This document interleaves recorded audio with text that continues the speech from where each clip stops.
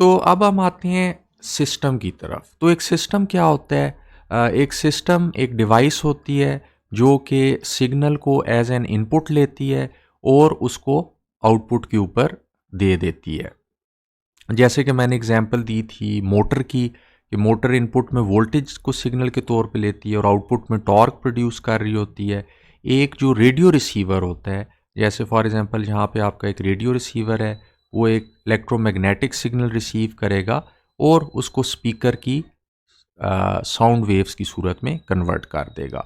आपका एक एम्पलीफायर जो है वो एक इनपुट में सिग्नल देगा और उसको वो जो इनपुट पे एम्पलीफायर के सिग्नल आ रहा होगा वो उसको एम्पलीफाई कर देगा। जैसे फॉर एग्जांपल जब आप एक रेडियो के अंदर एक सिग्नल रिसीव करते हैं तो वो बहुत वीक हो चुका होता है, एम्पलीफायर उसे एम्पलीफाई कर देता है। इसी तरह मॉडेम जो होता है, मॉडेम क्या कर रहा होता है कि मॉडेम जो है वो फॉर एग्जांपल जहाँ पे एक इंटरनेट सर्विस प्रोवाइडर है और आप एक बिल्डिंग के अंदर अपना कंप्यूटर यूज़ कर रहे हैं, तो कंप्यूटर के साथ एक मॉडेम लगा होता है। तो जो इलेक्ट्रिकल सिग्नल इस इंटरनेट सर्विस प्रोवाइडर से आ रहा होता है, मॉडेम जो है उसे कन्वर्ट कर देता है एक इलेक्ट्रिकल सिग्नल के अंदर। इसी तरह माइक्रोफोन की हमने बात की थी। माइक्रोफोन क्या कर रहा होता है कि एक आदमी जब एक माइक्रोफोन के अंदर बोलता है तो माइक्रोफोन जो है उसको कन्वर्ट कर देता है, उसकी वॉइस की जो जो सिग्नल होता है उसको एक इलेक्ट्रिकल वॉइस सिग्नल में कन्वर्ट कर देता है। इसी तरह आपका जो मोबाइल कम्युन सिस्टम होता है वो जो आप उसके अंदर बोलते हैं उसको वो इलेक्ट्रोमैग्नेटिक वेव में कन्वर्ट कर देता है जो कि दूसरा दूसरा मोबाइल जो है रिसीव कर लेता है।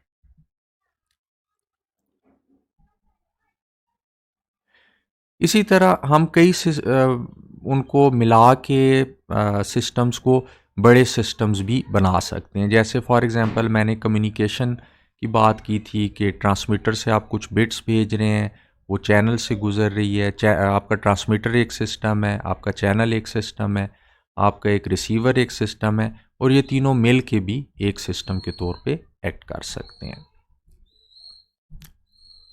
तो इधर हम एक सिस्टम की एग्जांपल ले रहे हैं जो कि एक इलेक्ट्रिकल सर्किट सिस्टम है, जो कि आपने इस तरह के सर्किट्स देखे थे जहाँ पे जो इनपुट सिग्नल है वो वोल्टेज है जो कि आप इनपुट में दे रहे हैं और जो आउटपुट सिग्नल है वो वोल्टेज है जो कि आप कैपेसिटर के अक्रॉस देख रहे हैं और जहाँ पे आपके रेजिस्टर से करंट आई गुजर रहा है। तो आपका जो करंट आई है उसको आप इस तरह भी लिख सकते हैं, it is your input voltage minus your capacitor voltage divide by are.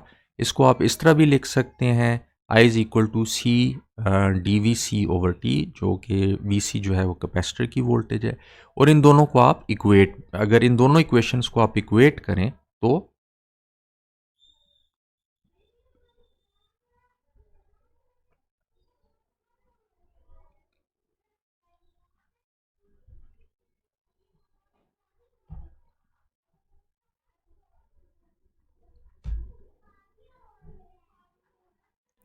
इस तरह की चीज़ आ जाएगी। ठीक है, और सी को मैं दूसरी तरफ अगर मल्टीप्लाई कर दूं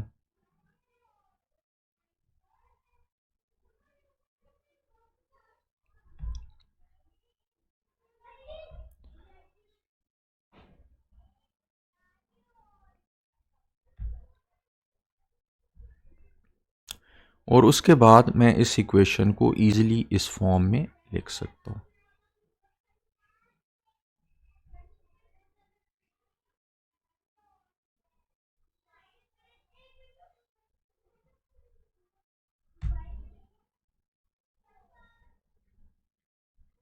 जो कि ये इक्वेशन है और ये एक डिफरेंशियल इक्वेशन है जो कि इस सिस्टम को, जो कि एक आरसी इलेक्ट्रिकल सिस्टम है, उसको रिप्रेजेंट कर रही है। तो ये सिस्टम की एक एग्जांपल है जिसको हमने एक डिफरेंशियल इक्वेशन की सूरत में मॉडल किया है। तो यानी ये कोई इतनी रॉकेट साइंस नहीं है, आपके पास एक सिस्टम है और उसको आपने डिफरेंशियल इक्वेशन की सूरत में मॉडल कर लिया है।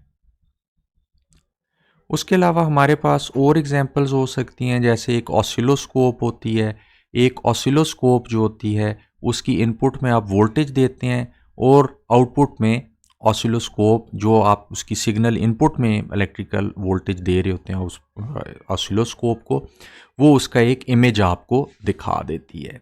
इसी तरह आपका जो कंप्यूटर मॉनिटर है, उधर आप उसको आप बिट्स जो हैं वो वोल्टेज की सूरत में देते हैं और उसकी आउटपुट में आपको पिक्चर नज़र आ रही होती है। इसी तरह जो आपका कम्युनिकेशन सिस्टम है जिसकी मैंने पहले बात की, उसमें 3 सब सिस्टम होते हैं।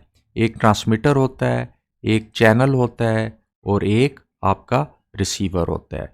और जब आपका सिग्नल चैनल से गुज़रता है तो उसमें नॉइज़ भी ऐड होता है और वो अटेनुएट भी हो जाता है या वीक भी हो जाता है, क्योंकि ज़ाहिर बात है कि जब आपका फॉर एग्ज़ाम्पल यहाँ पे आपने एक आपका ट्रांसमीटर लगा हुआ है और एंटीने से जब आपने सिग्नल भेजा रिसीवर के ऊपर, तो रिसीवर और तो चैनल से गुजरने के बाद रिसीवर के ऊपर जब ये सिग्नल पहुंचेगा तो ये सारा सिग्नल सिर्फ इस एंटीना पे नहीं आएगा बल्कि इर्द गिर्द भी चला जाएगा। तो ये अटेनुएट भी हो रहा है और नॉइज़ भी इसके अंदर ऐड हो रहा है।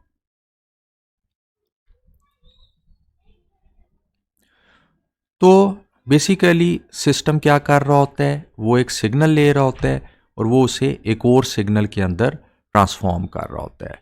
और सिग्नल अगर एक सिस्टम को आपने उसको करेक्टराइज करना चाहें या उसको रिप्रेजेंट करना चाहें तो उसको आप आम तौर पे जो रिप्रेजेंट कर रहे होते हैं वो Y T over X T के तौर पे रिप्रेजेंट कर सकते हैं। फॉर एग्जांपल ये आपके पास अगर एक एम्पलीफायर है जो कि इनपुट वोल्टेज को एम्पलीफाई कर रहा है और आपको आउटपुट वोल्टेज दे रहा है, तो इस एम्पलीफायर की इक्वेशन आप लिख सकते हैं कि it is the ratio of the output voltage over the input voltage.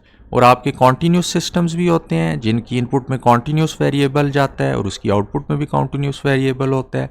और आपके डिस्क्रीट सिस्टम्स भी होते हैं जिनकी इनपुट में डिस्क्रीट सिग्नल जाते हैं और उसकी आउटपुट में भी डिस्क्रीट आपको सिग्नल मिलता है।